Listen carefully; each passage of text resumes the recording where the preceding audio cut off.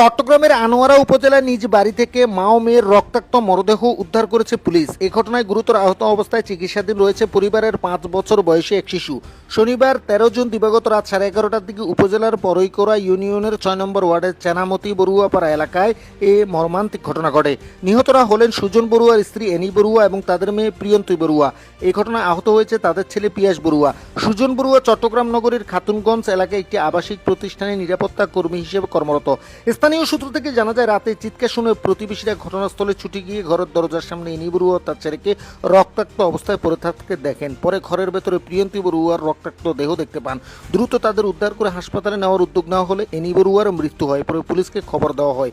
নিহত এনি বড়ুয়ার স্বামী সুজন বড়ুয়া বলেন, ঘটনার সময় তিনি চট্টগ্রামে শহরে কর্মস্থলে ছিলেন। রাতে সনদের ফোন পেয়ে বাড়িতে এসে স্ত্রী ও মেয়ের মরদেহ দেখতে পান। তিনি দাবি করেন, প্রতিবেশী লিমন বড়ুয়া ও তেজপ্রিয়র সঙ্গে তার আর্থিক লেনদেন ছিল এবং এই ঘটনার সঙ্গে তাদের সম্পৃক্ততা থাকতে পারে। এই বিষয়ে আনোয়ারা থানার ওসি বলেন, খবর পেয়ে পুলিশ ঘটনাস্থলে গিয়ে মা ও মেয়ের মরদেহ উদ্ধার করেছে। মরদেহ দুটি ময়নাতদন্তের জন্য পাঠানো হয়েছে।